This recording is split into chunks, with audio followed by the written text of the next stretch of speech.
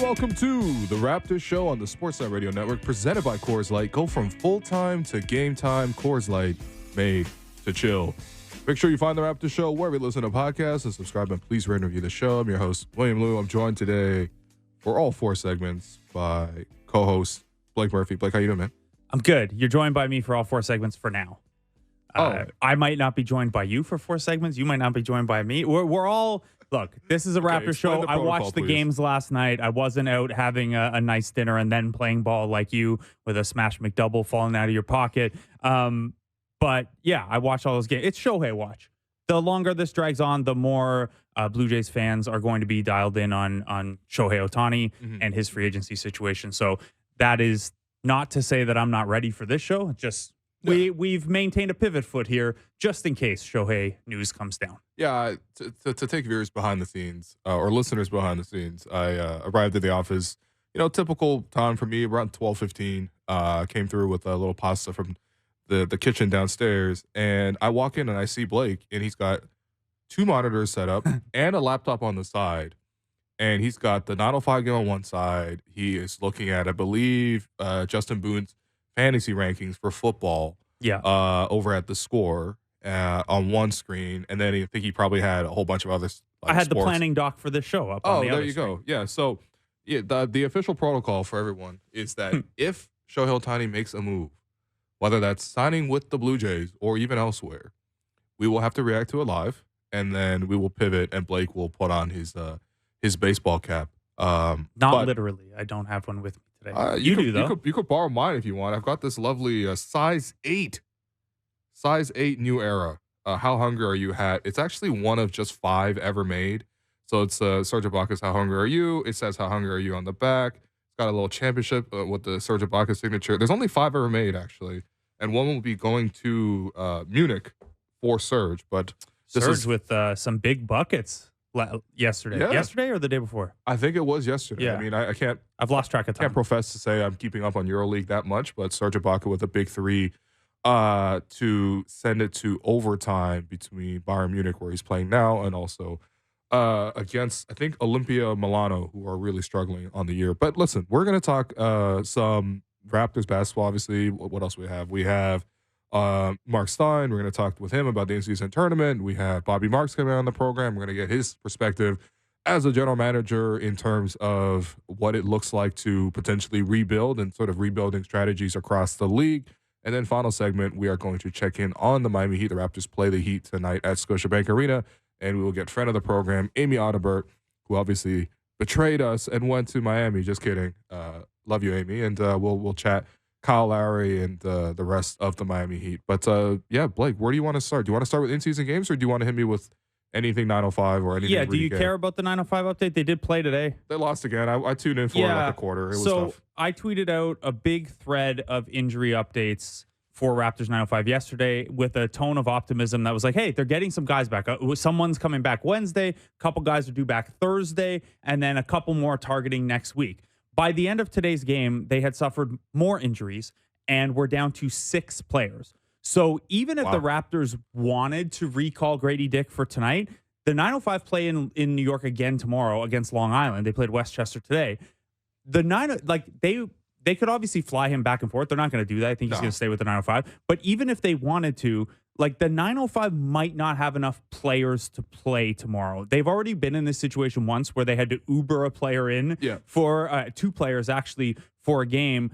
So they lost again. They fell to 1-9. There was a small positive though. It was the best Grady Dick has looked. Nice. It wasn't like a dominant game, but he had 23 points. He knocked down 3 of his 7 3-point attempts. He got into floater range a little bit, either attacking off of closeout or those same curl routes that get him an open 3, kind of veering off of those to the elbow instead. And it was probably the most he's done in terms of chipping in other ways. He had 6 boards. He had a couple of steals. Okay.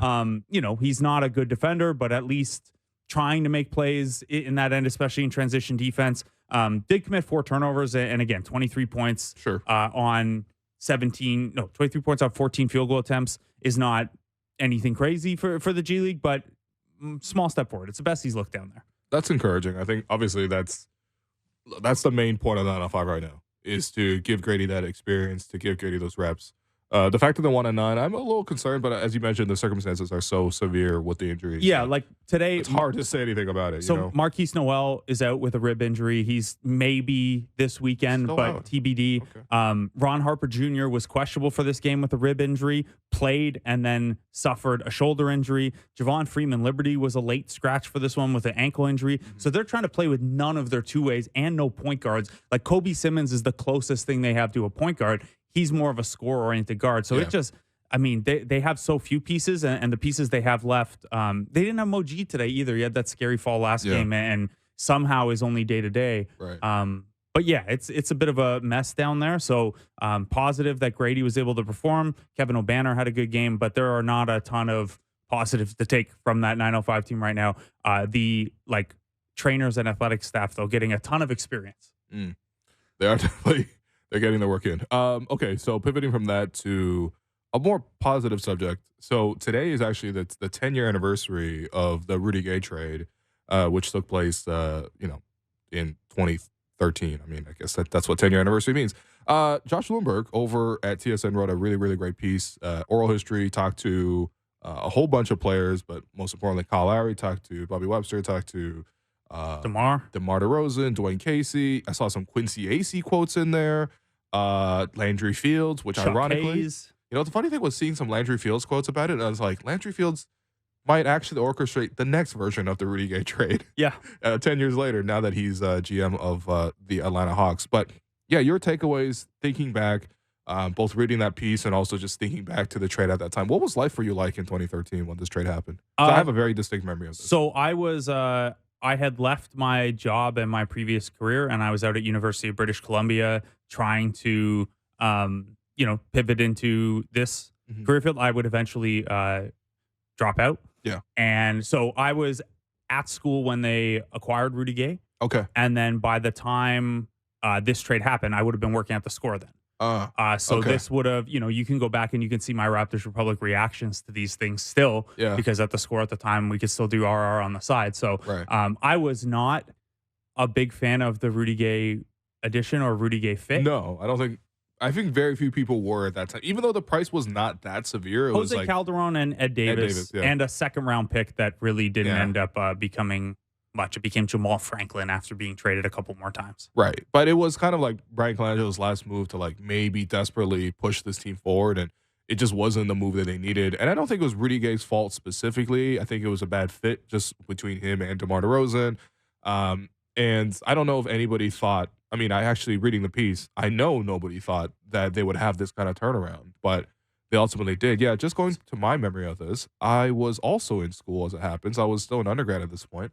And I just remember getting the news, probably through Twitter, and then literally getting up, running out of the little classroom that I was, that I like to study in after hours, because I believe it was 9 o'clock, and I was probably getting ready to not cover the game, just watch the game as a fan. The Raptors were playing the Lakers that night.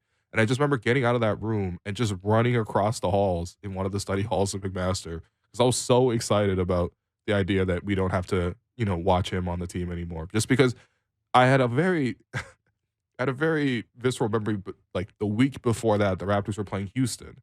And that was the game Rudy Gay shot 11-37. And I think I covered that one for Raptors Republic. But it was also at a house party at my house at university. And I was missing this house party, and I was just watching 11-37 from the field. And I was like, this can't be it.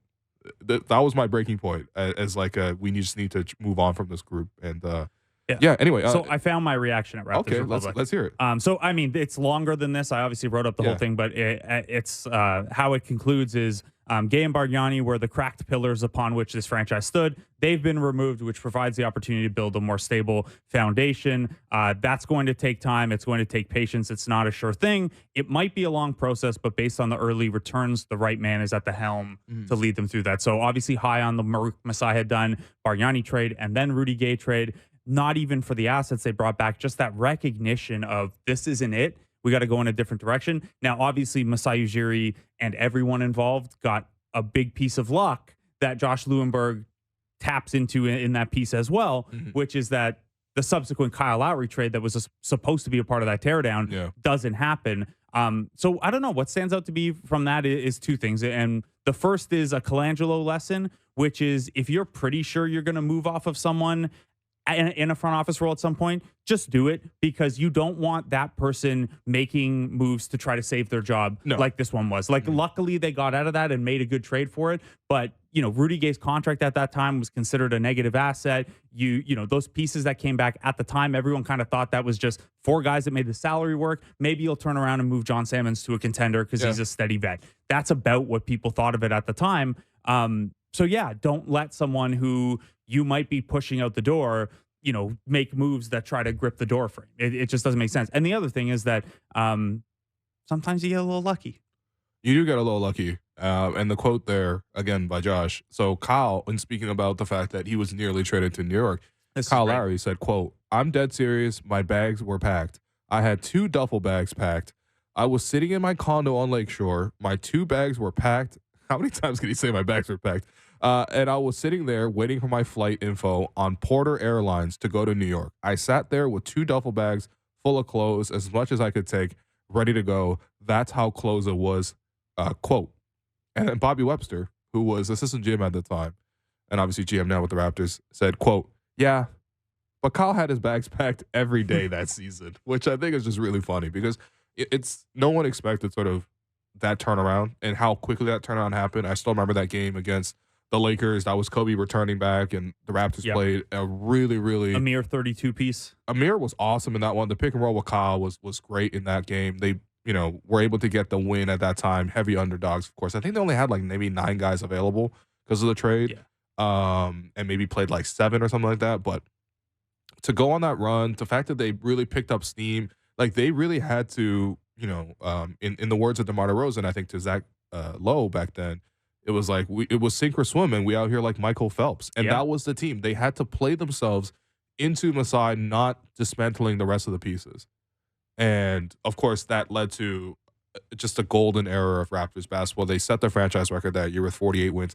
They finished the season after the Rudy Gay trade. They were 6-12. They went 42-20 the rest of the way. And that's the kind of turnaround they needed to save their season, in addition to the trade bringing them a second unit, which they really struggle with their second unit.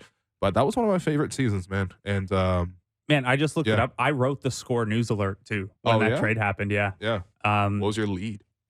Straight news. Oh, straight news. Okay, we had pretty strict editorial guidelines when it came to actual news stuff in those days. So, according to a report from Adrian Wojnarowski of Yahoo Sports, et cetera. Then there's a little bit of analysis, but, the editorial standard at that point was news first. Yeah. So that's fun. There are also still remnants of that trade with this team. So obviously there are bigger picture remnants of that trade with this team. You didn't trade Kyle Lowry. A bunch of the pieces. Kyle Lowry! I love that commercial, by the way. I love that commercial. A bunch of that was not me acting. Pieces became other things.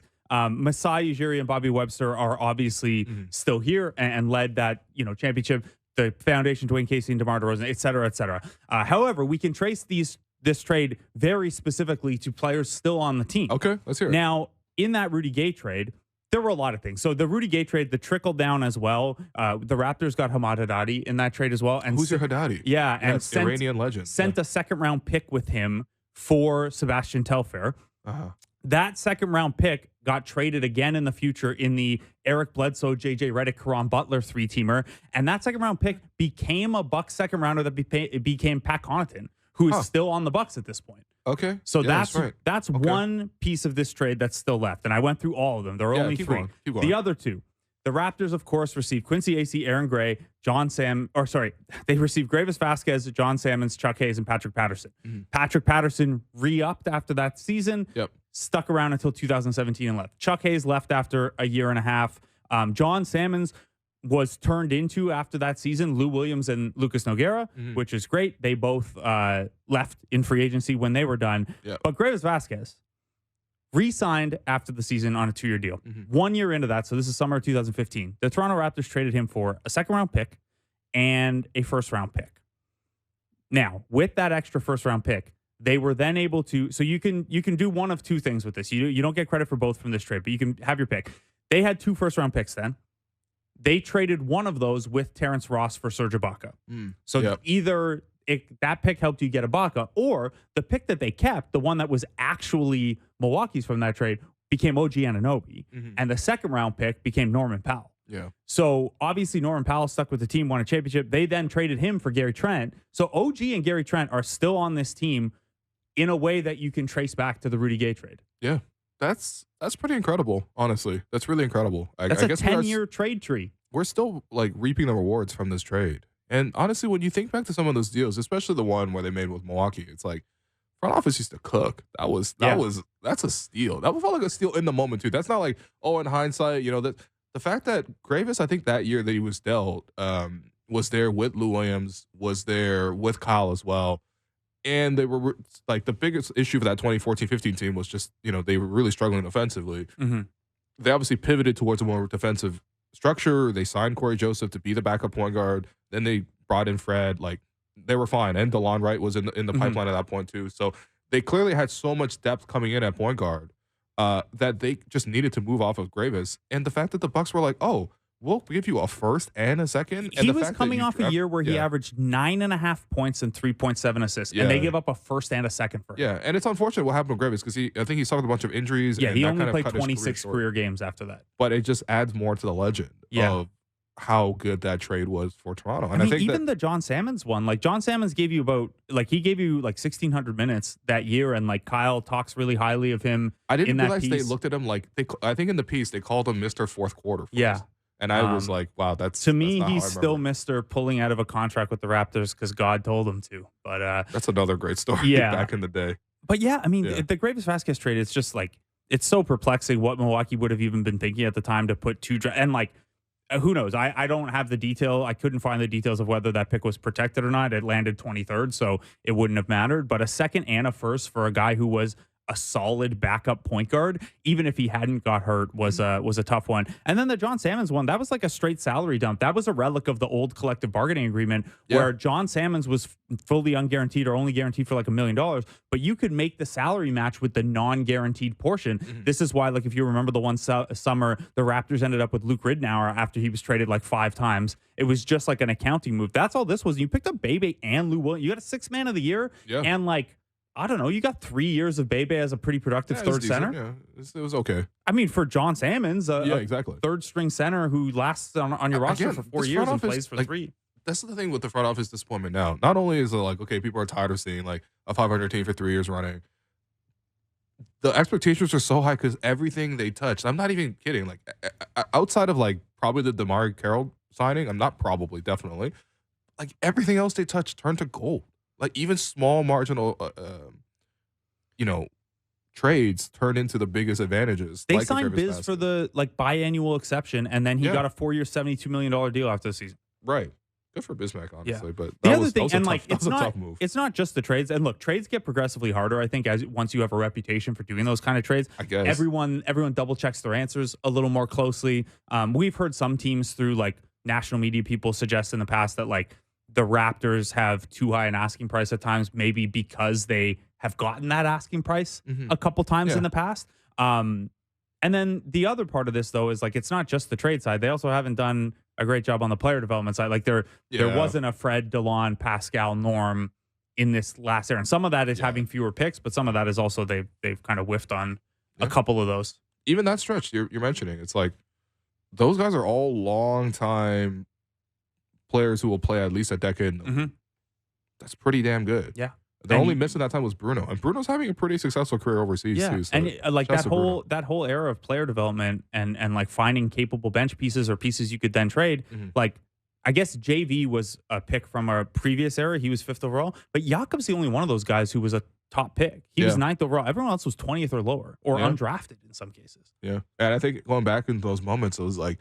I remember for the Pascal one in particular, it was like, oh my God, Deontay Davis is sliding. We should take him. Yeah. Scala Bissier was sliding. We should take him.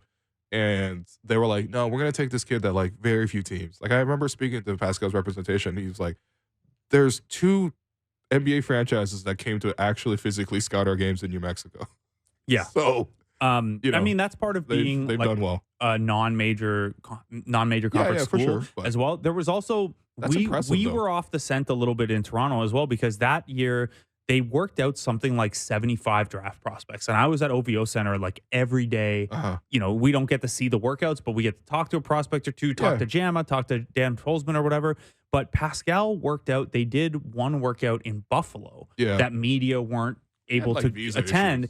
And Pascal and Jakob both worked out at that one. And the story goes, as people, I think I've written this before, and someone from the Raptors organization, I can't remember who, but told me this, and it's in a story somewhere, that like Pascal, so what they would do is they would have a group of 6 that were working out together and a group of 2 that were working out. And this isn't exactly true, but implicitly it was like the group of 2, you're looking at the number 9 pick. Those guys and their agents don't want guys playing 3-on-3. You want them, you know, I remember Stefan Jankovic, who's a Canadian who played a high-level NCAA ball, plays overseas now. He was the guy they would bring in to play against like a Jakob Poeltl. To like see how he hangs against a big who's not an NBA caliber big, but has some pick and pop, has some size, things like that. So that's going on over here. And then the other 6 are more in mind for 27th pick, undrafted free agent, etc. And Pascal took it real personal. Oh, he was that pissed. He was in the group of 6, not the group of 2. And apparently he just like had this legendary workout. Norm had a legendary workout the year prior as well, where that one was Rashad Vaughn. He basically like packed Rashad Vaughn up and was like, nope, you're not a first round pick. Get out of here. Man, the thing about the old days, they were pretty great. Okay, let's go to the current day. So we talked a little bit at least up top about how we wanted to get into the in-season tournament. Yeah, and we'll do a little bit more of it with Mark and Bobby as well. But you know, if you want, let's just talk a little Lakers Suns. We'll say Bucks Knicks for maybe later. Let's talk Lakers Suns, because that game came down to the wire. Honestly, it was very fun seeing like a winner take all matchup between KD and LeBron. The fact that they're both still going at it, both with 30 pieces in that one as well. But the Lakers like with superstar teammates, Booker and AD too, right? Like it was cool. It was very cool. And it had the feel of a playoff game because both teams looked so tired coming down the stretch. There was no transition, no fast breaks, nothing. It was just guys getting the ball barely up the court past, you know, the 8-second count, and then getting into the late game offense. And the Lakers ultimately win it. But a very, very terrible decision. There's not even any sort of like room on this specifically. But so Austin Reeves got double teamed, lost the ball. And in the midst of this, LeBron wisely calls for a timeout. But Austin Reeves had already lost the ball. But since LeBron is literally in the face of the official as he does this, the official actually gives him the timeout call. That saves the Lakers. There's no reviewing a decision like that. And that allowed the Lakers to get the ball inbounded properly, get the ball, I think, to AD, who made 2 free throws. But huge decision in the game. I mean, your reaction to that, and also your reaction to this game in general. Yeah, I mean, that's just something that we have the technology to get correct now.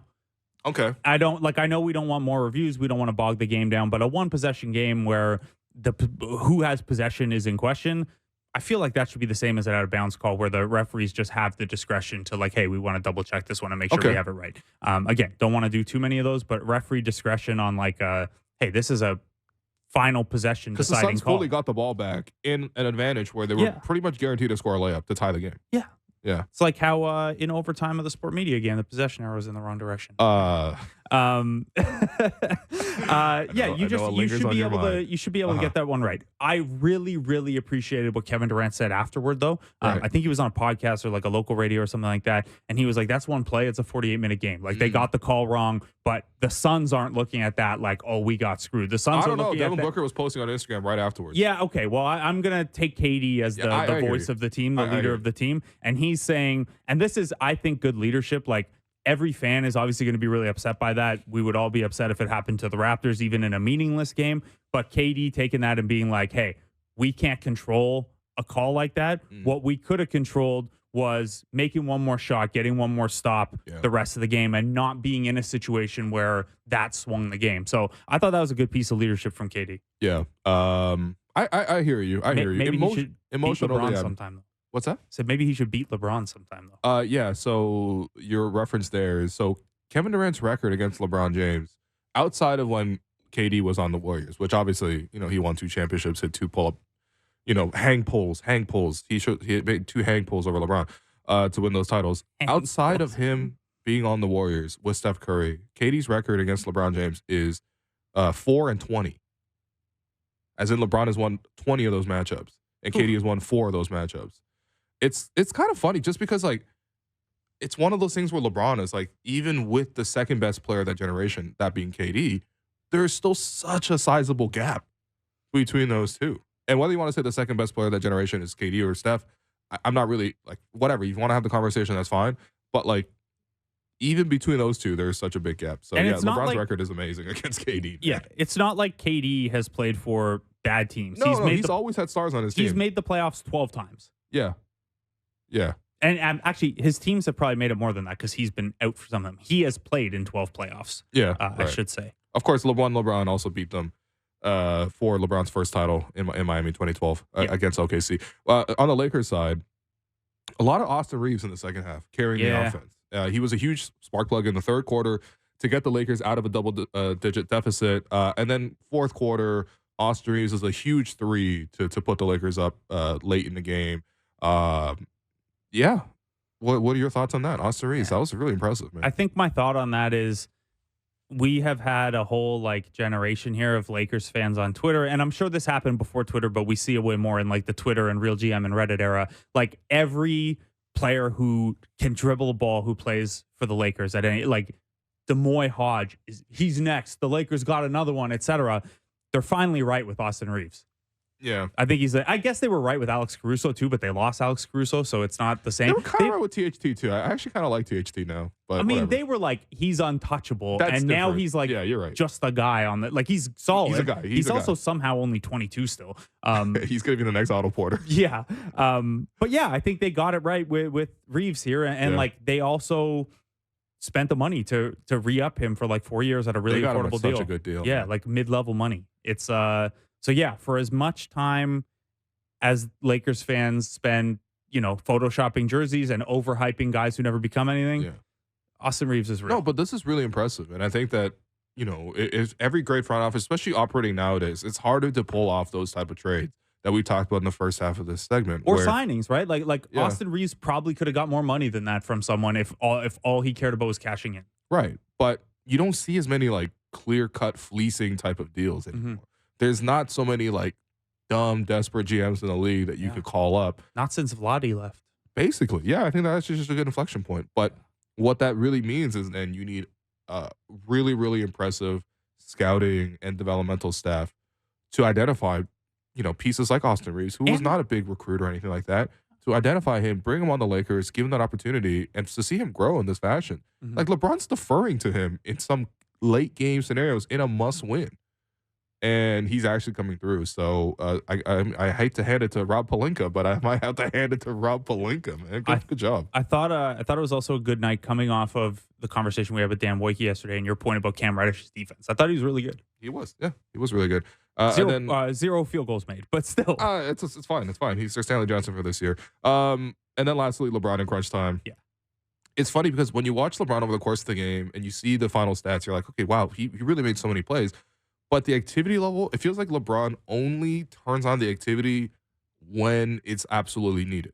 Like, he's just kind of like playing a good game, playing the regular game, rebounding and making the right plays, whatever, and just managing the game. And then late in the game, with 2 minutes left, he goes turbo, hits a big three, goes to the rim a couple of times, hits a mid-range, and it's just like, yeah, he's just saving it, and he's able to turn. He's mastered being able to turn it on. Yeah, I agree to some degree. I also think there is, at least last night, the LeBron and bench unit was like a huge component. So even if he didn't kind of take over in like forceful LeBron fashion, he took over in kind of that LeBron and Cavs bench fashion where it was like up against Josh Okogie and Drew Eubanks. I'm going to find everyone in their spots. And maybe, he did have 11 assists in this one. But also just like, hey, maybe it's 2 passes away. But everything was just like pretty calm. Also having Jared Vanderbilt back really helped those units as well. Shouts to Vando. But I just shouted out 2 guys who combined for 0 for 6 from the floor. You have a type, man. You're watching too much Raptors basketball. Yeah. But anyway, we're going to take a quick break. I'm your host, Willou.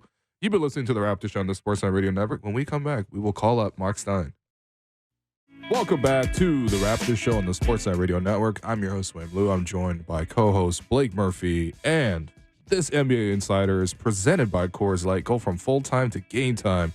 Coors Light, made to chill. We have Marc Stein in once again. Marc, how you doing, man? Marc Stein, how you doing?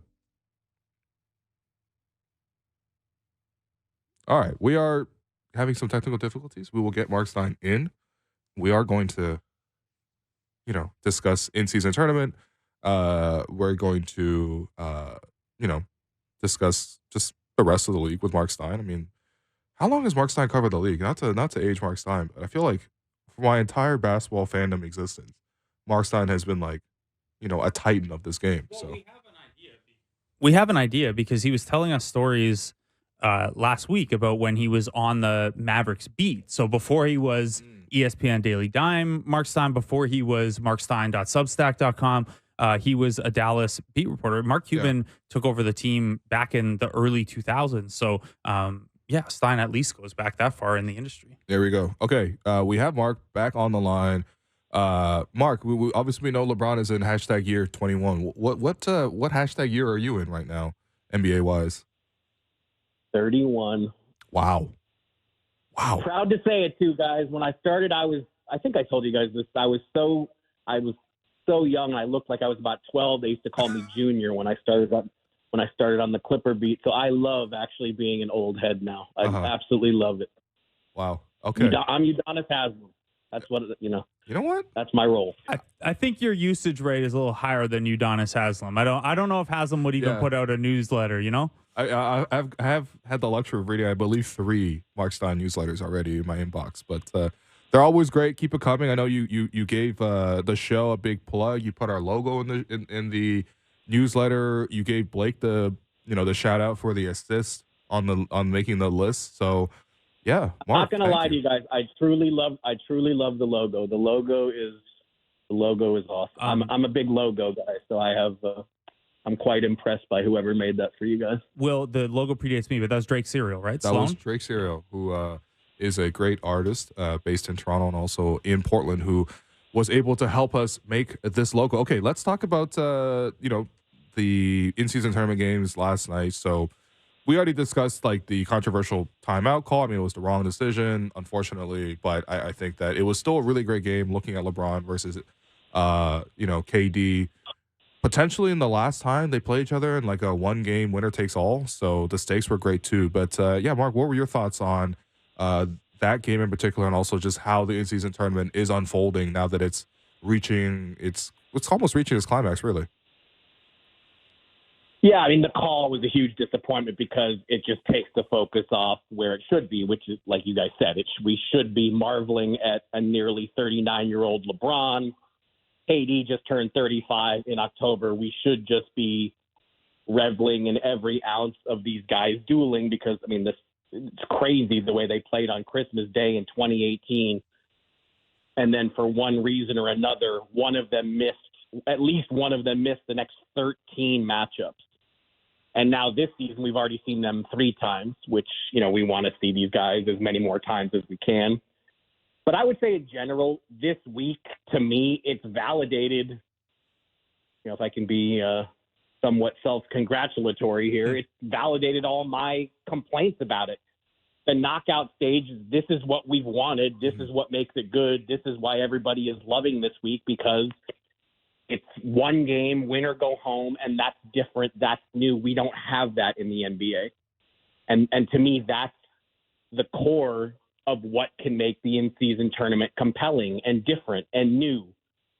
And, the players, I mean, the league has to be thrilled how into this the players are.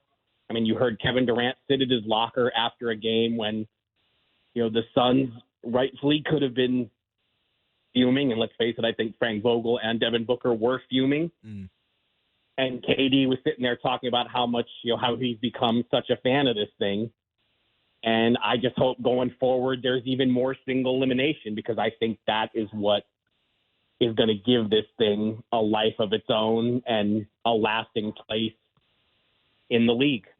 So what does that look like for you, Mark, the more single elimination? Is it expanding who gets through to 16, say, and just having this, knockout stage part run, say, 2 weeks instead of 1 week? Is it changing how teams are qualifying in the first place? Because I know you were a little unenthused with the group stage. For me, it's easy, but it's not my league. But for me, I think the whole league, we go to Vegas for 2 weeks and we just play this thing out. And it's single elimination all the way.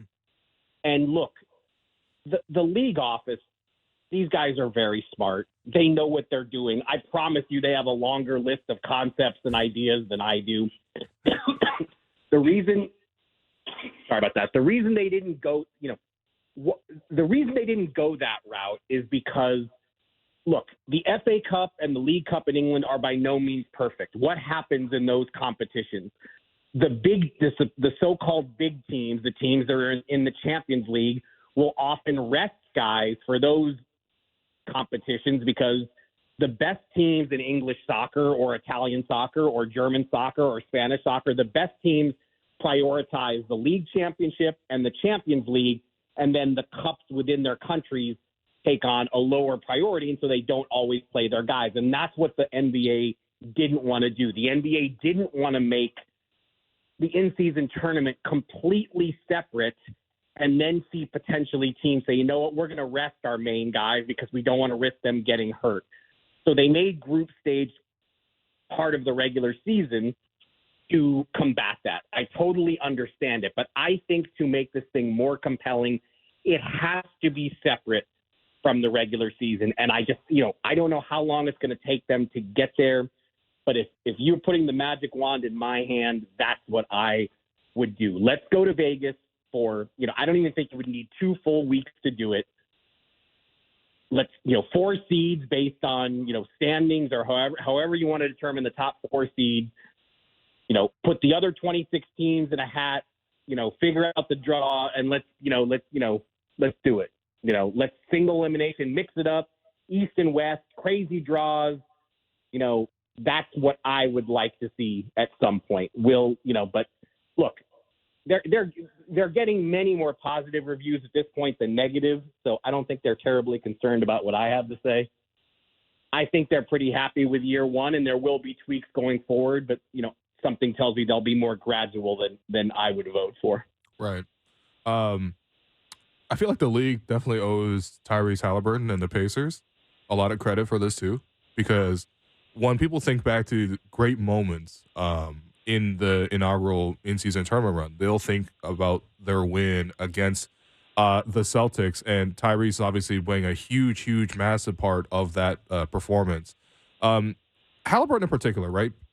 We know that he's already reached an all-star level, but when we're thinking about the next breakout candidates, not just breaking out to NBA fans, but breaking out as one of those like top-tier names, the ones that even casual fans will be able to identify and be able to recognize, is Halliburton already in that class in terms of like, he's going to be one of these future household names, even though he plays in Indiana? Yes, because we're now finally getting to see him. And by we, I mean the nation at large. I mean, if he's openly spoken about, he was never on TNT before this week. Yeah. So this season with the All-Star game in Indianapolis, with this cup run that the Pacers are on, and now this is, again, something that the league has gotten right. I don't want to always focus on what I don't like about the in-season tournament. Let's sorry, guys, I'm still not shaking this illness, so apologies for that. Oh, no worries.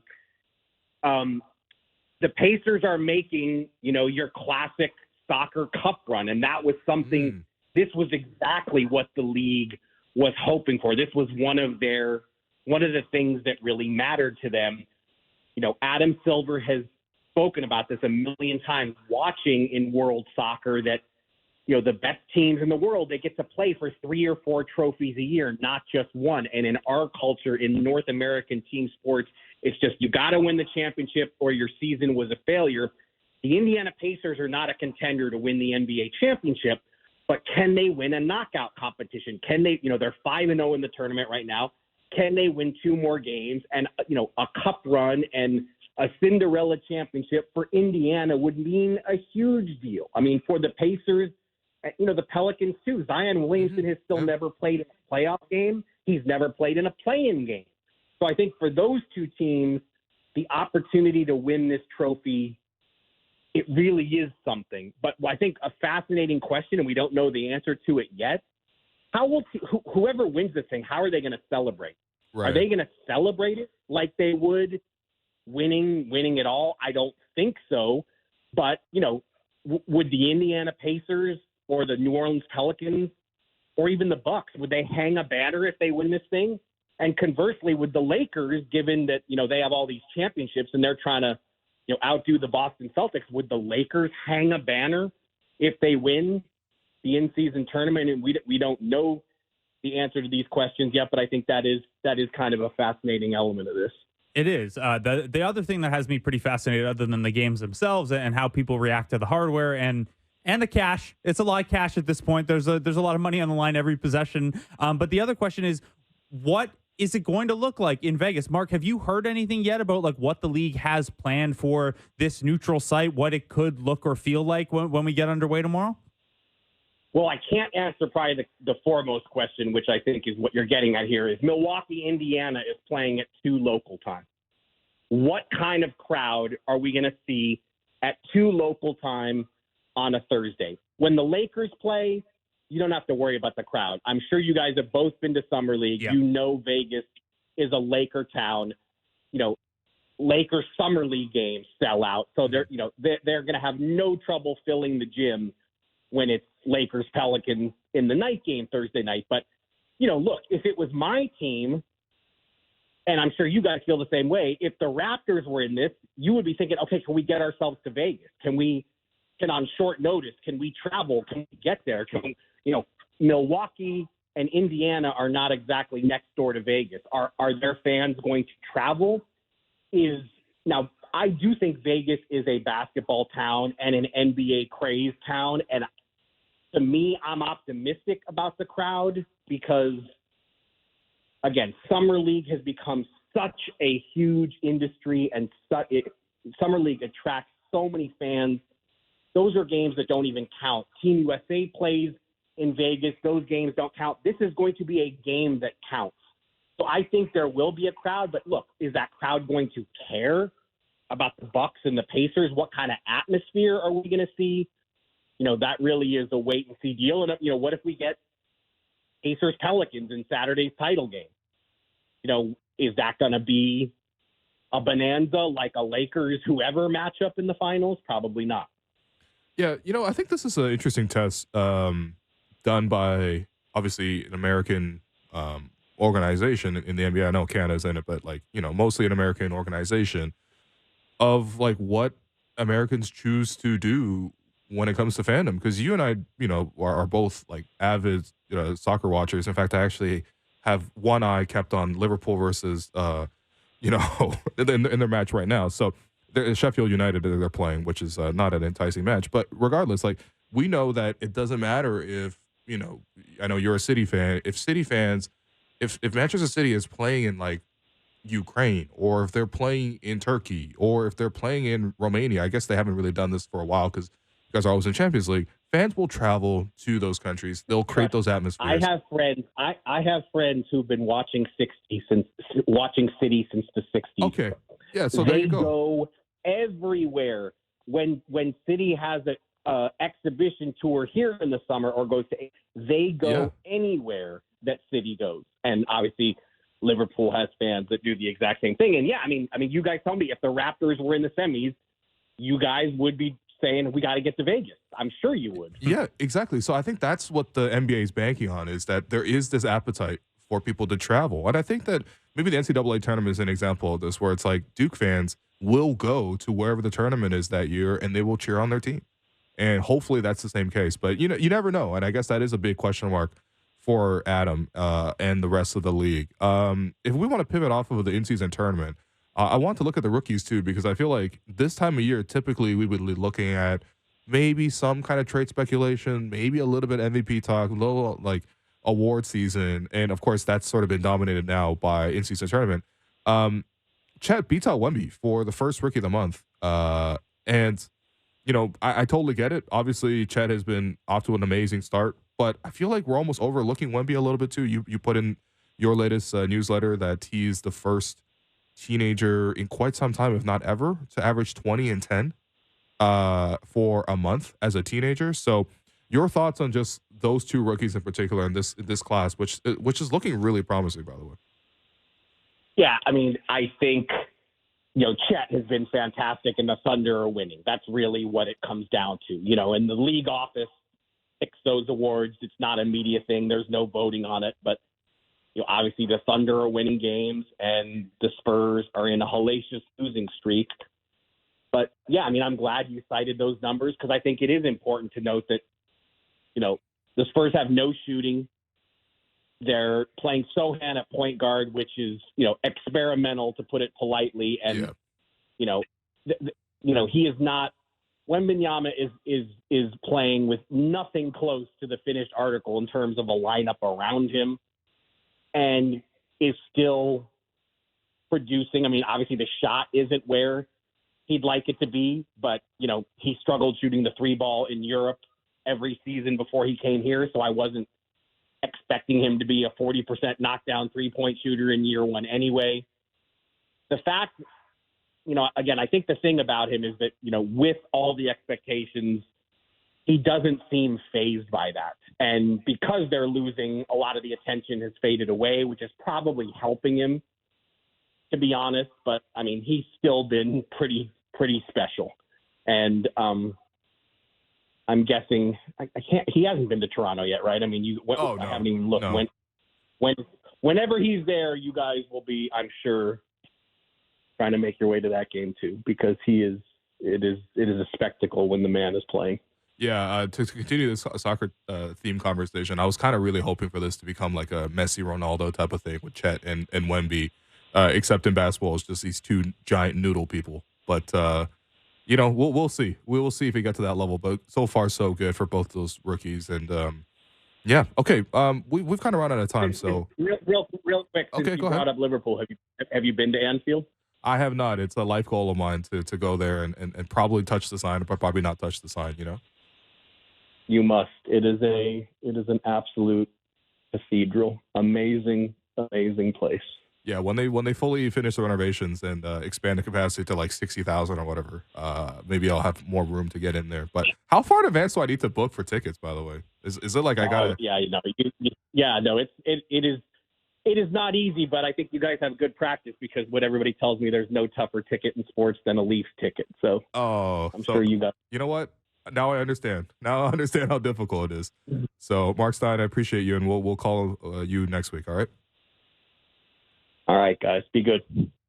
That NBA Insider was presented by Coors Light. Go from full time to game time. Coors Light, made to chill. Yeah, Marc Stein's the only guest that we can get on here where he can appreciate that I'm watching Sheffield United versus Liverpool on a split screen right now on my laptop. So, how are they doing? It's 0-0 right now. Alexis McAllister survived an early injury scare. No one cares about this. I will just say though, you said that it's a life goal of you for you to go. You know that like you could just accomplish that goal with money, right? Like you just pay money for a flight and a ticket, and then you could do it. I hear you. My thing is, when you decide on going on vacation, there's a big opportunity cost in terms of just if you choose to go somewhere, you're not obviously going to all the other places in the world. And in terms of places I want to go, I don't think England is like that top of the list for me. If I go to England, the number one thing I want to do is check out as many Premier League matches as possible. And I would love to go to Liverpool, really historic city. I hear they got great museums. It's my number one thing to do on vacation in museums. Okay. But yeah, I just don't know if I really want to go that much to England in general. But I don't know, man. Do you travel for sports? Not really. I mean, I've been like around North America. Yeah, I've been to most baseball stadiums. Right, and you said 24. That was 24. Really impressive. Yeah, I've been to more than half the NBA, a couple NHL, only 2 football though. But I've never been to England. So like when I've traveled outside of Canada and the US, it's been for non-sports stuff. Yeah. Well, we're gonna take this break so I can catch up more on this game. But been your host, Will. You've been listening to the Raptors Show on the Sportsnet Radio Network. When we come back, we will call Bobby Marks of ESPN. Welcome back to the Raptors Show on the Sportsnet Radio Network. I'm your host, Wayne Lou. I continue to be joined by co-host Blake Murphy. We are waiting to get Bobby Marks of ESPN on the line. And, I think the coolest thing with Bobby is obviously he's able to break down things that are happening actively in the league, but it's hard to access like former general managers and get them to talk about their process, their job. And, those are kind of questions that it's hard to get on record for current GMs and, things like that. But he's always been very open about it. So I'm looking forward to speaking with him. But how you doing, Blake? You all right? Yeah, I'm good, man. I'm good. I think that your point about Bobby Marks is a good one. And there's still this sweet spot of he's been in media for a while now. He's been with ESPN for a while, and people know him for his cap work and roster breakdowns and stuff. But it wasn't that long ago that he was in an NBA front office. So we talked earlier about the Toronto Raptors Sacramento Kings trade that happened a decade ago that kind of was a fork in the road for the Raptors franchise. Well, he was in the Nets front office that season. So he would have had a sense of, what did the Rudy Gay market look like? What was the league reaction to the Bargnani trade? What was the league reaction or what other fielders were out there on Kyle Lowry? And then the Raptors, when everything went right, they ended up head-to-head with that Nets team that Bobby Marks had helped put together, and the Raptors took them to the final possession. So I'd imagine he has some strong memories about that trade in that season as well. Yeah, we have Bobby Marks of ESPN on the line now. Yeah, Bobby, we're in Toronto. It's the 10-year anniversary of the Rudy Gay trade. So you were working for the Brooklyn Nets at that time. Do you have any memories of this? Was there any involvement from Brooklyn, anything like that? We'd love to know. Well, I think what I remember most is about that trade, and you guys are familiar with it, is like it could have swung a lot of different ways as far as where that roster went. Especially the team wasn't playing very well. I felt like that trade kind of gave the team a little bit of life with Kyle and certainly DeMar, and allowed them. They went on a really good stretch of basketball, and we wound up playing them in the first round here. But I don't think if they had made that trade, I don't know what happens to Kyle, and I don't know what happened with certainly with DeMar, and I don't know if there's a championship in Toronto here. But even though what you got back weren't all-star level players, it just kind of balanced out the roster a little bit here, and gave them some good core parts. So obviously everything worked and everything clicked there, but there was a moment, just a couple days really after that trade that it looked like Kyle Lowry was out as well. The reports are that, some mix of salary matching, Raymond Felton, Meta World Peace, a first-round pick, and then maybe an Amon Shumpert or Tim Hardaway Jr. or something like that coming back to Toronto for Kyle Lowry from the Knicks. Do you remember much about what those rumblings were at that time? If there was a market for Kyle Lowry, even once because they had turned things around by the trade deadline, but I imagine they were still probably like, we should listen on sales pitches for some of their players. Oh, certainly. Who I don't think anybody thought they would be. I think they were the 3 seed that year, and Kyle had bounced around, certainly being in Houston, and wasn't the all-star that he eventually turned out to be. And it's kind of, I don't know about, similar to what's going on right now, because some of these players are a little bit more established here. But whenever you feel like maybe either you don't have a chance to win a championship or even a chance to, compete for, to get to the second round or an Eastern Conference Finals, basically everything is in play for you to analyze. And I remember we were involved with Kyle also. I remember being in Detroit, and it was the second night of a back-to-back, and basically we had like one first-round pick left. Like that was it. Yeah. Like that was our lone pick that we had involved, and it was just like, how much more do we need? How much more? We basically had already gone all in. I mean, this was 10 years ago, I think.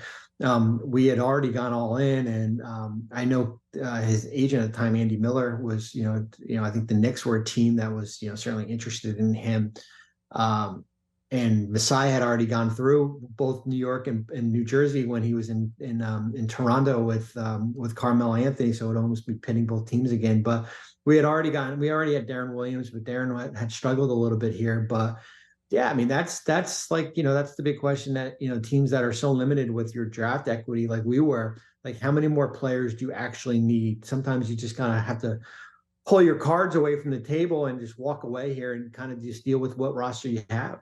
Yeah, that would have been very interesting if you guys had Darren Williams, Sean Livingston, and because I was the backup, right, with Sean Livingston, and and Kyle, or even a mix of two of those guys. Kyle would have been playing backup center. just going. It would have been better than Andre Blatch. He killed us in that series. 2013-2014, that year, Raptors lose to the Nets in Game 7. Who hurt too in that series? Marcus Thornton. He had some big shots in Game 7. And, That's one These of are tough those, memories. it's funny. Yeah. And I'm only saying it because like people always think about like, well, how do trades come about and how do teams trade trades? And like, it's a lot of it's built on relationships, of course, right? Knowing, who you're comfortable talking with within the league. And I remember being in Brooklyn and I still do have a really good relationship with Pete D'Alessandro, who's now, executive VP in Orlando, but was the GM of the Kings at the time. And they had Marcus Thornton. We had Reggie Evans, I think, who we had traded, Jason Terry, we traded in that deal. And it was really just a Tuesday night, early February, 3 days before the deadline, or 2 days before the deadline, call to just check in and see how your kids doing. Like one of those like just BS type we're just talking. And then me saying, hey, you guys have any interest in trading Marcus Thornton? And that's how it got. And fortunately, Jeff Bauer, the longtime executive who had Marcus in New Orleans, was now the coach at Marist College, where I went to college. I played football in college. I didn't play basketball, but I had a relationship with Jeff. And picking up the phone the next morning and saying, hey, you had Marcus in New Orleans, what type of player, what type of person he is. And that's really how that deal came about. And that's just, as we go into the next few months here, you start to see trends as far as what teams are more comfortable doing deals, what teams can kind of keep things under wrap. That's basically how that Thornton deal came about. Yeah, you know how life goes. One day you're asking someone about their kids, and the next day you ask about Marcus Thornton's availability on a buy or a trade. My last question about that series was, what was the reaction from you guys in the front office, but maybe even around the team when Masai went to the podium and said F Brooklyn? I need to hear from the enemy side now. No, listen, you had Garnett and Pierce on your team, and those guys, you didn't really need much more to get you riled up. Yeah. I remember, and I heard, what did I hear tell this story? I think Ian Eagle was on a Zach Lowe podcast, and they were talking about that series. And we had played, it was this noon game on that Saturday. And we didn't play game 2 until, and that was the Toronto always got stuck with that noon NBA. I think you got ESPN2, it might have been on. And Toronto didn't play again until game 2 on Tuesday. So we win the game. We're on the bus. You take 2 buses, as you guys know. And I'm on the bus with, Garnett's in the back of the bus. And he's just like talking to himself, like crazy, like psyching himself up. And the game is already over, and I'm thinking, oh my God, here. But yeah, that was, that was one of those series where I said, my wife always tells the funny story where, because we we lose that series, we're probably all going to get fired because of, we all went all in.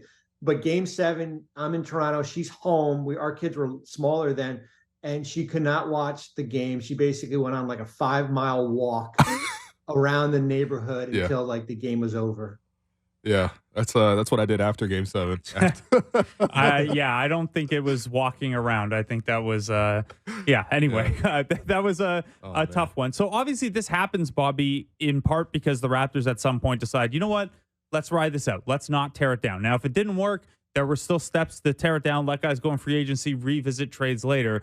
But something that was so interesting about that era of the Raptors and what took them to a championship was they decided at some point that staying pretty good is the best way to stay close to being great. Now, not every team can do that. People talk about the treadmill in the NBA, but we're seeing some other teams right now start to go on the upswing without having absolutely torn things down to the studs. You tweeted the other day about how the Indiana Pacers, yes, have sold, but they didn't have to go into that Detroit Pistons style of tear everything down, rebuild. How tough is that needle to thread? I wonder if it's something that a smaller market team like Indiana can more comfortably accept than maybe some other teams. But what do you think goes into that? How are some teams like that able to rebuild without traditionally rebuilding? Well, the one word I always hate is when people say, "Oh, they got to blow it up." Like, what does that mean? Like, what does blow it up mean? Like, just go tear it down to the studs, and then you're just basically living through the draft here. Indiana is a unique situation because not many players like Tyrese Halliburton are available. So you basically swap him for Sabonis, and you get Buddy Hield. and there's no draft picks involved. It's basically, Halliburton wasn't an all-star at the time, but, two really high-level players here. I think there's a lot of different ways, and I put together this document for all our writers, basically, on all the teams that are rebuilding or retooling here. Like Orlando is interesting because they made the trades in 2021 where they traded Gordon, Vucevic, and Evan Fournier, and they basically have lived in the draft. But you get Wendell Carter back, and you drafted well. Franz Wagner turned into one of those picks. You get the number 1 pick in Banchero. You add along the way. Jalen Suggs has turned into a pretty high-level defender. But at the end, you're still sitting on 25 wins for a couple of years in a row. Detroit is the extreme. Like that's basically. They tried it with cap space in 2020 with Jeremy Grant. It didn't work out. They kicked the can on cap space this offseason. They've lived through the draft. They've missed out on opportunities. And now you're looking at a team that hasn't won a game since they were 2-1. So I don't think you have to tear it down to the studs. I do think you might have to take a little bit of a step back and maybe have a little bit of a lean year. But as long as you have a couple of foundation players in place, like Indiana still had Miles Turner in place when they made the trade. TJ McConnell will still. I'm not saying TJ, but there are still some good players here, and I think that's with Toronto. And listen, 9-11, we're two months from the trade deadline. Everyone's going to be talking about Pascal and OG and Gary just because they're on expiring contracts. That's the reality, and they're hanging around the play-in here. But I said on Zach Lowe's podcast, I was like, well, why can't they do something on the other way? Why can't you take what you have in your, keep these players if you're comfortable what the cost is going to be, or maybe you move one, but maybe you look at what your expiring contracts can get you back, right? Maybe what Gary and Thaddeus and some of the other players that have expired. I think you got $40 million, and you've got draft equity down the road after that pick is conveyed to San Antonio. But maybe you go that other direction, because you guys know the track record of Masai, and I'm just starting to work on my trade deadline. And one of the things is I like to do is study what their GM history is, and he's traded 2 first-round picks in the last 2 years, whether it be Thaddeus in 22 and Pirtle last year. And they were, I think, 26 and 30 in mid-February here. So it's not his DNA to basically just all of a sudden have a fire sale here, but you are probably going to have to make a decision that you're going to probably go one way or another. I don't know if you can kind of go down that middle again. Yeah. It's interesting too, because that speaks to what you said earlier about having the relationships, and that's how these deals are made. It's not just in fantasy where you hit up anybody. It is a conversation. You're calling out Pete Alessandro and you're asking about his kid. It's like clearly Toronto has a good relationship with San Antonio's front office. They've been able to consummate 3 deals in the last 5 years. And you go back to Austin Day for Nando De Colo. Oh, okay, yeah, we can go back to Austin Day. Who is one of the funniest. Nando De Colo is one of the funniest things, because every year there, I get a list of qualifying offers, and he's always on there. Yeah. It's over now though. They finally had to renounce him last year. I remember talking with Bobby Webster in Vegas, I think a year ago, and I don't like to pry into team business, but I still I gotta ask you a question, like why? And he goes, well, it just turned out to be an internal joke eventually, right? Like it was just like a fun thing here. But yeah, that was like a 10-year thing that was running. Yeah, they were doing it for Blake Murphy's Twitter account.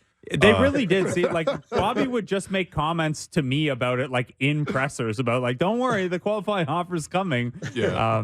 It had a spot in the spreadsheet for a very long time. It really did. I had a different question about this idea of front offices and their decision making. I feel like because we're looking back on the Rudy Gay trade, I feel like it was easier because Masai was the new management that came in and was able to move off of some of the pieces of the old management, got rid of Bargnani, got rid of Rudy Gay, almost got rid of Kyle Lowry, which thankfully that didn't happen. I feel like do GMs and presidents around the league, do they have that power to tear down their own project?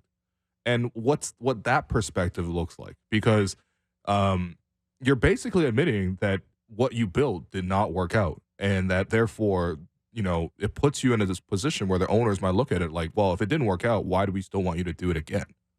That's a great point. I mean, I look at I look at Brooklyn for just because I work there, and when Sean, my last year was 14, 15. I think Billy King's last year was 16.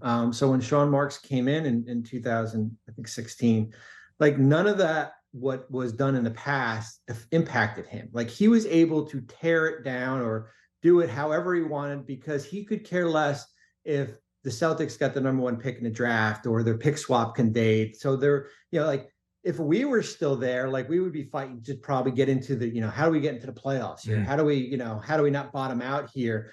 It does present a little bit of a more challenge. And you look at what the Nets in the past couple of years where, with Durant and Irving, they signed both the guys in 2019. You swing for the fences with Harden, and then basically that thing gets torn down again, and Sean is still there. He's still the guy to basically reassemble this. And I think you can do it as long as you basically have a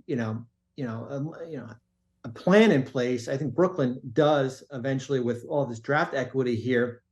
I think owners look a little bit differently. Like if all of a sudden Masai is going to fire the head, I'm just hypothetically, he's going to make a coaching change. Okay.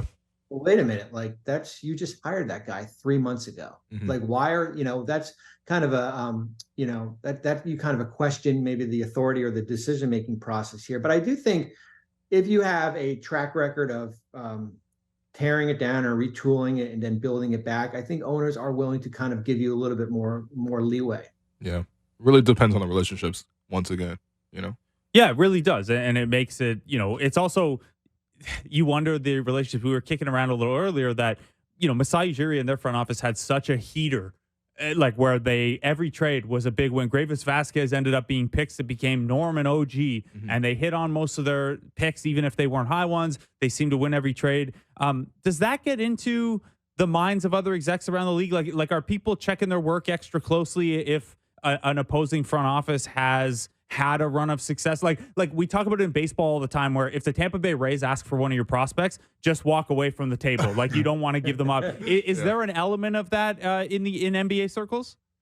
Yeah, I always joke that, if Danny Ainge or Mike Zarin in Boston ever called, if I saw 718 come through, I'd never answer the phone, just based on, going through that Celtic deal with those guys. Listen, I think deals get done because teams are trying to, it's supposed to be a win-win for both sides. I think teams don't answer the phones, or I would say, are reluctant to do deals if teams always think they're going to try to one-up you. Like, I think that's the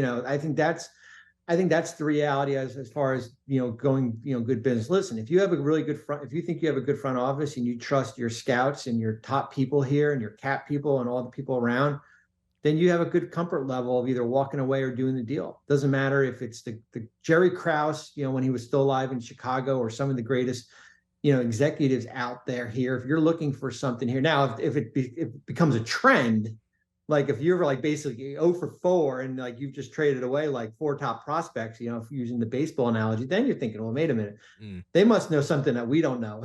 Like their thought process is a little bit different here. So I think you're open for business with all 30 teams. Doesn't matter if you're the Knicks and the Nets trying to do a deal. I think it's just a matter of if both teams are, if there's a win-win for both teams. Yeah. Bobby, this was really great. I appreciate your time. And it's great getting your insight on how front offices work, and because I think that's such a perspective that is always hidden behind quote unquote league sources, but having you here to talk about it was great. And also really appreciate you tweeting out the actual financials of every step of the in-season tournament and the note that two ways only get half the bag. So if that's wrong. Yeah, that's wrong. I know. I thought this was going to be like, to think back to the Raptors championship shares, like Jordan Lloyd Christmas at the end of June. I thought this look, $250K is still $250K. No, but they needed the most. When you're making $559,000, $250K is a nice little chunk of change. And I said it on there, like I added 2 ways just to make the percentage look a little bit better here. But listen, 50% of the whatever 120 players that were still left make below $3 million, which in the real life world, that's a lot, right? Like, but for the NBA life here, Yeah, that's a nice nice little number. Yeah, just next time, ask your boss when was the last time you got a 50% bonus at the end of a year. So Mid-year. How about a mid-year, early December bonus, man? They don't have to wait to the end of the year. That thing's going to be in their checking account by, I don't know, December 15th probably. It's gonna be the best work party ever because it's also in Vegas, and if you get the money, you're right there at the casino. But yeah, seriously, thank you for your time, Bobby. Thanks, guys. Appreciate it. All right. But by the way, Marks. Will, Bobby Marks of ESPN. Sorry, I just had a note that I was too excited for, obviously. Okay. So obviously for these two-way guys, $250K bonus on a $560,000 salary. That's like almost 50% of your salary in a bonus. For LeBron, it would be less than 1.1% bonus, to where like if you were in an actual job and your like boss offered you a 1.1% bonus, you would take it. But like if you made $100K, that's a bonus of $1,000. Yeah, Still nice, but like for comparing LeBron to these other, it's pretty amusing. No, it is funny because for obviously, as you mentioned, for so many players, it's such a big deal. LeBron makes $580K per game. Yeah. So this is literally less than your average game. Well, no, for because he LeBron. gets his regular. I guess I the know, finals but- would be because the finals.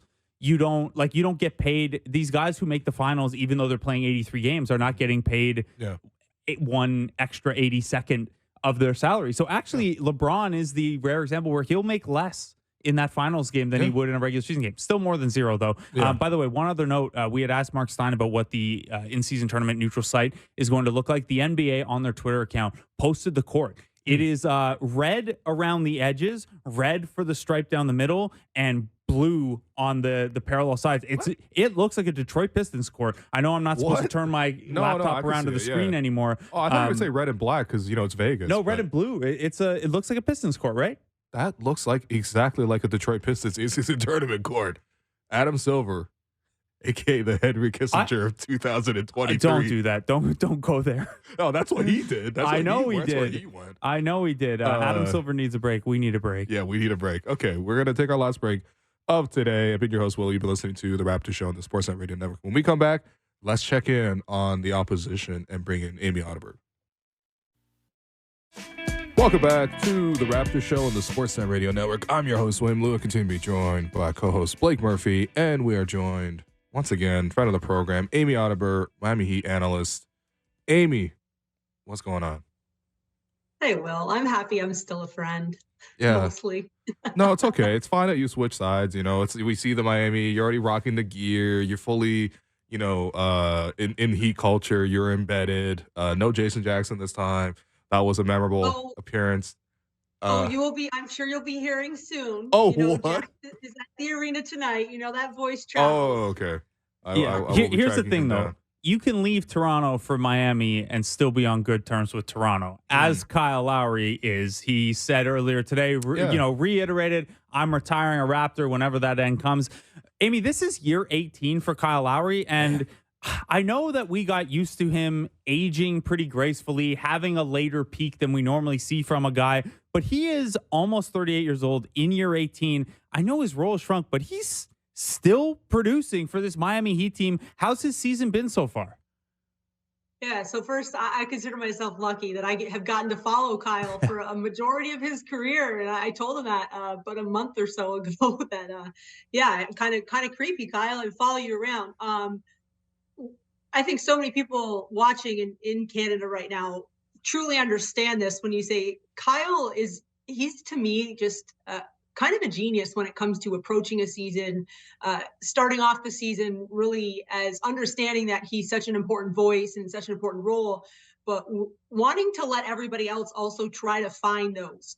And so it's no secret that Miami has started off this season with a bit of an injury bug. And just like last season, Kyle's had to play a lot of minutes to get started. He's not quite where he was last year in terms of his minutes for a game this time last year. But again, Kyle started off, I think, the season, like really, again, distributing and trying to just be a voice and get things settled. And now I'd say in the last month or so where Tyler has gone out, Bam's been in and out, Jimmy had an injury, where Kyle's really also stepped up with production. And at the same time, Spo always talks about the depth being the lifeblood of this team. And Kyle kind of has his hands all over that because he's in everyone's ears all the time. And so, again, this is a guy, and you all understand this. You look at we talk about his numbers, we talk about his stats. Mm-hmm. I will still say he's the GOAT because, yes, championships, numbers, all those things, but we know that, thank you, we know that the impact that Kyle Lowry has on any team he's a part of is so much more than the box score. And here it is again, where he's just such an important part to this locker room. And really, when we're in tight games, I feel better when he's on the court because he knows how to manage a game. Yeah, and Kyle knows where he is in franchise standing because he's essentially calling his own shot about – you will re-sign me for a one-day contract. That's right. He's already negotiated ahead of time that he is coming back to Toronto whenever he's done, which is probably not anytime soon, that he will sign the one-day contract, retire as a member of the Raptors, which is only right. And then also, that his jersey's going to be retired, which is an absolute lock. Like, I know that that's not reported anymore, but, I mean, we all know. I mean, even Goran Dragic, who came back in that Kyle Lowry trade, I think he wore 7 for Miami.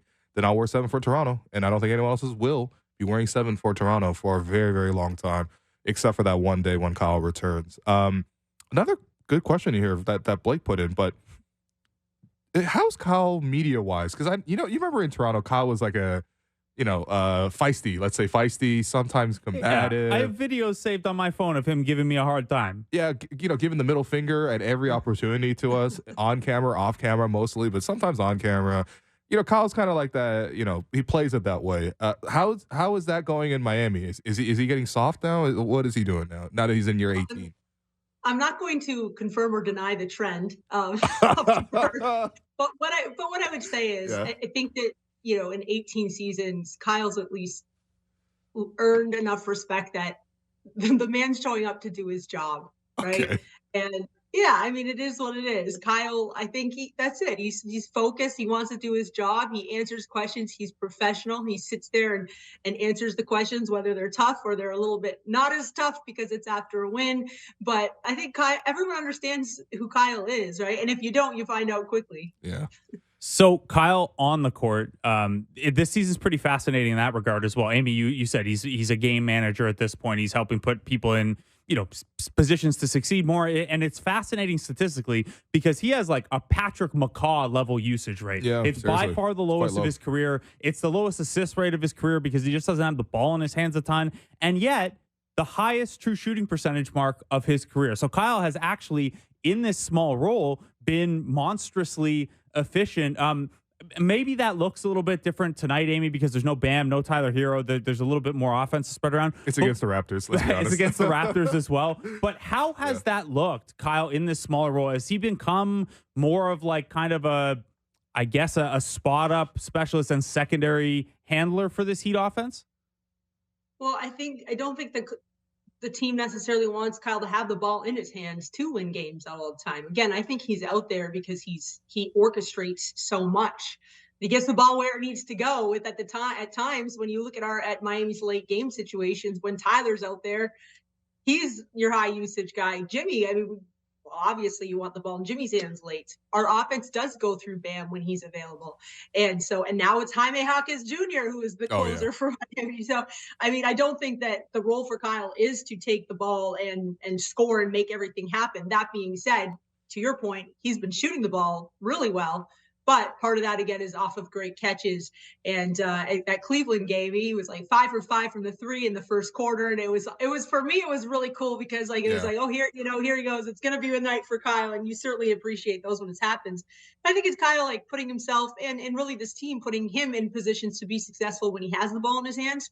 But I do appreciate when he's off ball too at times because, again, going off of screens, setting screens. And by the way, we do not talk about Kyle being a great rebounder enough. I mean, if you would watch his rebounds and the toughness and the way he gets his backside into big guys and he goes in there and battles. And that's why you see guys like Jimmy Butler like catching, like receiving football passes at times because between Kyle and Kevin Love, who battle so hard for rebounds, they're such great passers in the outlet. So again, he just impacts winning with or without the ball in his hands. And this year you're seeing it at times without the ball as much. Yeah, you remember that's how Kyle got Pascal's career started, was throwing him those long outlet passes and just tell him, you just run, buddy. You just get out there and run. And Yeah, I mean, look, Kyle, obviously, we know he's so committed to winning. The whole organization for Miami, though, is committed to winning. Yes, that's right. It's another Heat propaganda segment here. Tell us about Jaime Jaquez Jr., the rookie coming in, instantly making a really nice impact. And even, as you mentioned, being on the floor for close games, which is so rare for rookies, especially in a winning program. But he seems to have stepped in and fit right in. Tell us about, Triple J, I guess. Yeah. So first of all, let me just say I do watch your show when I'm not on it. So I appreciate Oh, that wow. you speak nicely of the Miami Heat when I am here. um, Jaime Jaquez Jr. Yeah. has been an excellent reminder that there are so many different ways to approach the draft. Mm. Yes, I understand the ceiling and potential, and that's what a lot of teams are going for. And if the opportunity arises, but there's something to be said about right now, finding a guy that can fit into the way that you run. And staying in college for 4 years doesn't have to be a bad thing. It doesn't have to be looked at as a negative. And he's kind of representing all of that right now. Okay. This is a guy that has immediately earned the trust of not only the staff, but his teammates. I mean, he literally has played 171 fourth quarter minutes, which is top 5 in the entire NBA for Wow. anybody. Wow. And Yeah. because his maturity, he's played in big games at UCLA. He's played in games where if he doesn't play well, his team's not winning. So he understands what it means and to have the ball in his hands at times. But when you look at the last 7 games, and I mean, double digit scoring, he's averaging 18, he's shooting 56% from the field. His numbers are almost the same. And I understand it's a small sample size, but when you talk about the jump from college to the NBA, bigger, faster, stronger, and here's Jaime Jaquez Jr. out there making plays, making reads. If you watch his feet on both ends of the ball are awesome. Like they're immaculate. And then again, I mean, he's throwing dimes to Bam. I mean, when Jimmy doesn't start the fourth quarter and he in the first 4 minutes goes off on like an 8-0 run, I think he scored 8 points right away. It's like there's this, oh, okay, you can maintain it out there. And I can't believe that we call him a rookie. He doesn't play like one. And I hope that it's almost representing guys who do decide to stay, to develop, to learn, and to grow in college. Because again, when you watch him play, he's not just getting lucky and hitting shots. He's putting himself in positions to get great shots, and his team and his staff has totally respected and trusted him. And maybe Jaquez is the answer to my next question, because the Heat will be without Bam Adebayo and Tyler Hero tonight. They'll also be without Haywood Highsmith, who's been a really nice defensive surprise. Drew Smith, RJ Hampton. They've got a bunch of injuries tonight. They do have Caleb Martin, who was questionable heading into this one, but they have managed even without Tyler Hero and no Bam Adebayo, they actually have a plus 8.6 net rating as a team. Now, a lot of that's probably Jimmy, Kyle guiding a bench unit or whatever, but how have they been able to stay? And I'm more curious on the defensive side, really, given Bam's absence there. How have they been able to stay afloat without Bam? I know they went 1-3 without him, but the per possession numbers are pretty strong. Yeah, I mean, so when you go back to your development, and I know it sounds cliche and funny, but I know that the Raptors feel like this at times too, right? Where they've brought guys into their systems. And how about Duncan Robinson? Like that's another guy out there. Oh, yeah, we're going to ask you about him. Yeah, okay. I hope so. Yeah. When you play in a system and you understand the philosophy and like what's institutional, you have to be able to get guys in and out. Is it sustainable to continue to compete without 2 of your top 3 guys? I'm not sure, right? In the NBA, you have to have great talent, but you also have to have guys that understand their roles and work together. So when you look at not having Bam, I mean, you got a guy like Orlando Robinson, who's in his second year at the Heat, but stepped in and hey, I thought in the first, especially those first couple minutes against Indiana, he held his own against Miles Turner. He made some really nice, just like clean drop steps on the other end. Kevin Love has been a wonderful addition to this organization. Again, a guy I think everyone understands, like you don't go in there and just make up for Bam. One person doesn't fill those shoes. One person doesn't fill the Tyler Hero shoes, but you have a bunch of guys that understand what's being expected, the way that they want to operate. And I do think getting Caleb back has been huge defensively for Miami, especially when they want to get into the zone. Listen, the defense hasn't consistently been where the team would like it to be, I think, but also you have to give yourself a little bit of grace in that you've had 13 different starting lineups through the first 20 games, and that affects both sides of the ball. Yeah, the Heat just keep on rolling no matter what. It's unbelievable because I think coming into the offseason, it was like, well, coming out of the offseason, it was like, well, they didn't get Dame. They didn't get the pivot to Drew Holiday. They've lost pieces like Max Strus and Gabe Vincent, who have done fine, I guess. I mean, Gabe has not been healthy for Vincent the Lakers. Struggled. Strus looks nice, though. Strus looks, yeah, obviously he had a great quarter against the Raptors. He had like a 20-point quarter against the Raptors. But they just keep moving along. They get pieces, that are new to the organization. They're able to sort of fold them in. I mean, and then they get pieces where, look, Duncan Robinson's been a successful player in the past, right? He came on the scene pretty strong, but he's been kind of lost. Like last year, there were DNPs for him. He was averaging like 6 points a game.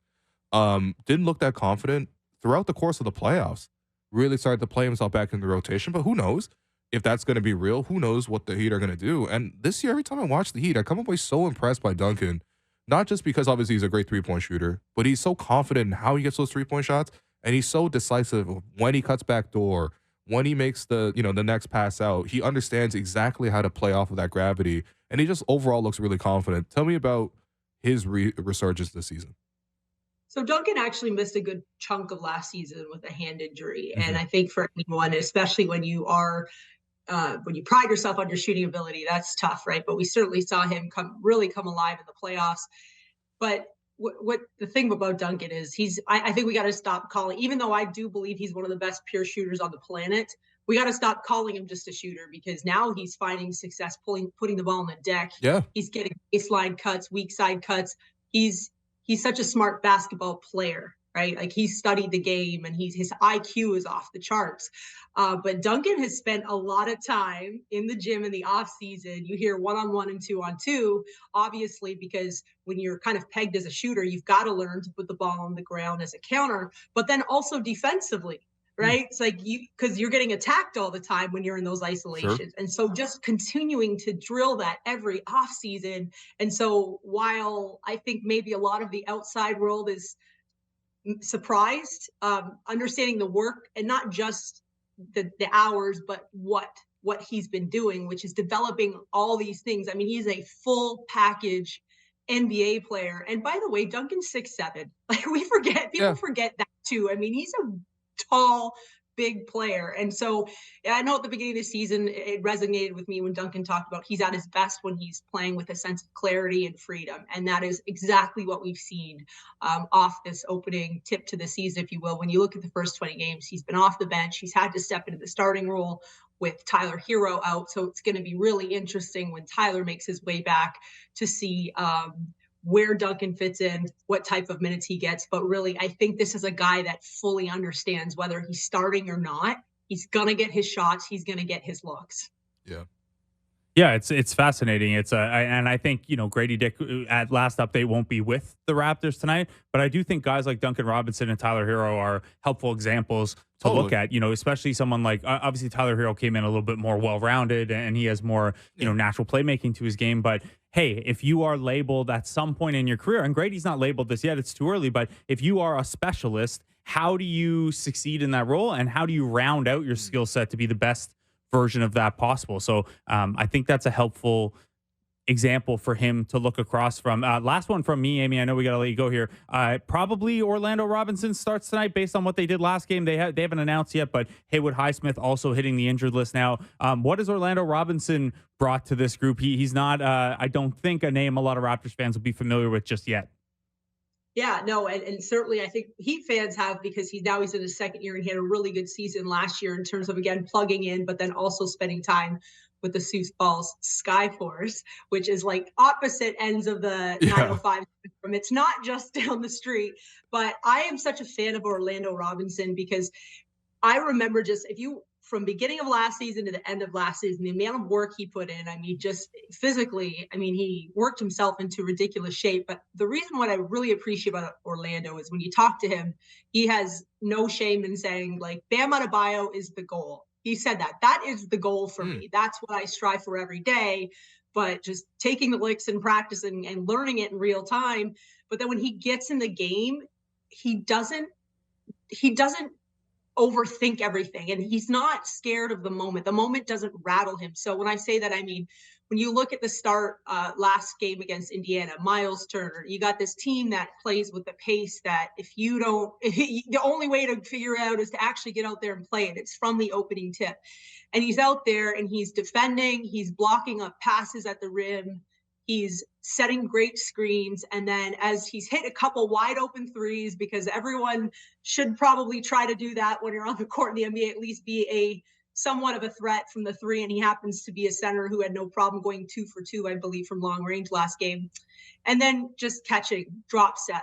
He uses a dribble to give him that extra second to collect himself. Like, he never really plays like he's not prepared or that he's kind of freaked out, if you will, by the moment. So whether he starts or he comes off the bench or whenever his number's called tonight, I'm always confident that he's going to be prepared mentally, which is just as important as physically. There you go. Amy Audibert, appreciate you. We miss you up here. And hopefully next trip to Toronto, you'll make the trip because it's always great seeing you around. Yeah, but also feel free to negotiate that the last 2 games of the regular season. I'm considering a house party. I'm just really? Out there. Oh, okay. All right. We'll be speaking with the bosses. You know what we got to root for now, though, is not only those 2 games at the very end of the season, but also the Heat and Raptors potentially playing in the play-in so that we could sell it as a 3-game trip. The last team I would ever want to see in my life in a play-in scenario is the Miami Heat. But that's enough Heat propaganda. Oh, my God. What have we become? All right, Amy, thank you. Keep you honest, Will. Thanks, guys. Great to see you again. I appreciate you. Amy Audibert. You can catch her on the Heat broadcast. Yeah, I did not find a way to squeeze this in, but you talking about the noodle thing?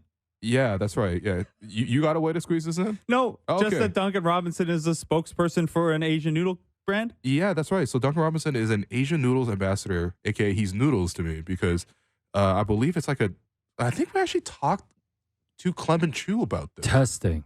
Yeah, it's Asher Noodles. Yeah, they were Asher a Noodles, sponsor right, of the CCYA Celeb Classic. That's right. And Duncan Robinson, not to break any news, but Duncan Robinson was almost going to participate because of this sponsorship. That would have been pretty incredible. But I think because the Heat went to the finals, like he needed a summer off. So you know what? That's what happened. That's a great little excuse for why he didn't come out to support Asians. Just kidding. Speaking of supporting Asians, is Leon the Hat Guy Asian? Yes. Oh, he is. Okay, so Alex, you can go ahead and plug this. Man, Alex, here's a promise. If you get me rare exclusive gear like that, I will at least look up the person who you got it from when you put it in the rundown. I'm just an ungrateful person. Now, that size 8 hat wouldn't fit even my giant head, but put the camera on Will as I speak for him. That is as he mentioned, that's a how Paul hungry Heyman for him. That's a how hungry are you hat. It's a size 8 new era and somehow fits him perfectly. Which is incredible. So shout out to Leon at Leon in the Lab. Got you. And Leon again, there's Chen. only 5 of these ever made. Who are the 5 people getting this? Leon has one. Yeah. So he made it. You, myself, Jordy, the infamous Jordy, Serge's manager, Serge Ibaka's manager, and I'm dropping them off to Jordy tomorrow because he's gonna go see Serge in Munich. Yeah. Wow. I'm also dropping him off a signed copy of Prehistoric, and I said I want Serge Ibaka topless on his bed on IG holding the book. Do you guys think that's asking for too much? I mean, it is Serge's favorite activity. So it's like asking him to shoot a mid-range jumper and make it. Like I think he's got that in the bag, you know. I'm trying to figure out a way to answer this and keep the show wholesome. So I don't know how to do that. I mean, look, we were just talking about Jaime Jaquez Jr.'s immaculate feet, so maybe we don't have to keep it wholesome with Serge's Instagram content. Blake, I had to Google Orlando Robinson. Yeah. I was like, wow, did Blake just accidentally mispronounce Duncan Robinson? No, he started last game. It's different. That's why he gets traded to the Magic. He's Orlando Robinson. It's not fair that Miami has a player named Orlando, man. Yeah. They just keep respawning new guys. That's the thing with the Heat. That's honestly putting on aside all the Heat culture stuff. That's the number one thing that I admire about their organization is that they're able to do that year after year. Like you make the comparison of Grady could study a guy like Duncan, and I totally agree. If Grady turned into Duncan Robinson what he is right now, I'd be actually really really happy with it. A, because that would fit the team perfectly, but also B, Duncan's become a really good player. The thing is, Miami got Duncan Robinson out of D3 or whatever. Where was he playing? He was playing D3 at some point. He went to Williams and then went to Michigan. What is that? That Williams is a cafe near McMaster University. Shout out to there. It's certainly not as rare as what was yesterday? College of Florida, Sarasota Manatee for Demoy Hodge. Demoy Hodge. Yeah, they turned Demoy Hodges into actual rotation players who then appear in the finals. So I think it's Demoy's Hodge. Grammatically, when it's plural, Demoy Hodges. God damn it.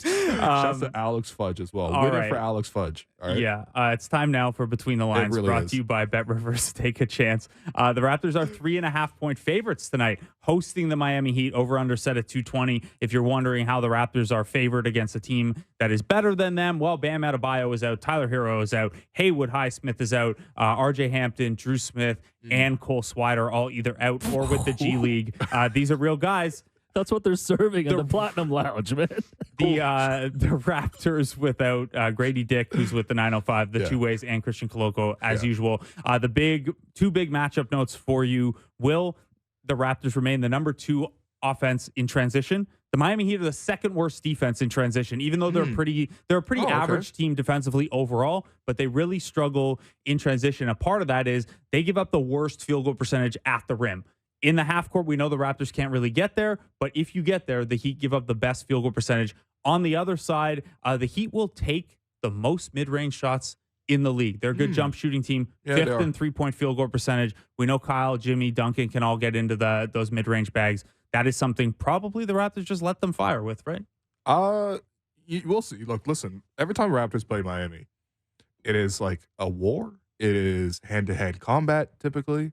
There's obviously this extra spicy element of Kyle, seeing his ex, but also just these games, I think the Raptors have done a good job of finding the right matchups. I said this also when they played more recently against the Knicks, and I thought the Raptors had good matchups against the Knicks. However, with the coaching change, it does change up. There's no guarantee that they'll use the same matchups. Having said that, I need OG Anunoby on Jimmy Butler. I think he's done a good job guarding Jimmy Butler over the years. And I do feel like if you keep him mostly quiet and your second unit comes in and does something other than wet the bed, really, I think you actually have this matchup in hand. Having said that, though, the Raptors have been so inconsistent. You don't really know what problem the team's going to have every given night. You have a good inkling of what's going to happen, but they have a variety of different issues. So it's hard to just go all in and say, you know what, this team is going to win because of this matchup, because sometimes it's not even about that. But in any case, I like that with Miami having this many guys out, how do you not back the Raptors? I like that the good version of that is the team can play any style, whatever the other opponent's strength is. You can move it to neutralize that. And with the Raptors, it's whatever the other team's weakness is, we're going to be bad at that thing tonight and give it back to them. Look, the Raptors have played down to people's levels at some point. This isn't that. The Miami Heat are still a good team, so I think this will be a fun one. That was Between the Lines, brought to you by Bet Rivers. Take a chance. Man, before we go, what do you think? You think Kyle's putting up a night? He did have 28 not too long ago. Maybe, I guess. This is not like a pick. Do you think Kyle finds that extra gear, or is he in full chill mode? What's a Kyle Lowry night? Because a Kyle Lowry night in this context might be he gives 3 great quotes to the media. He calls Josh Lewenberg short, which he loves doing that. He then takes 3 charges in the game, probably one against Pascal, one against Scotty, one against OG. He has 6 points plus 18. Yeah, that's what I mean. The Kyle Lowry game. Kyle Lowry! So many different. Oh my God, that's Is that the Asian guy from that Asian man has set us back many generations of great social activism. This generation's William Hung. Duncan Robinson has done more for Asian culture than that guy. Oh, God. All right, we're wrapping it here. I've been your host, Willow. You've been listening to The Raptor Show on the Sportsnet Radio Network. Thanks once again to Bobby Marks, Marc Stein, Amy Audibert, producer and co-host Alex Wong, Blake Murphy, board producer Derek Brandale, Jennifer Rolnick, David Sis, Jared Manitat, helping behind the scenes. See you at the arena.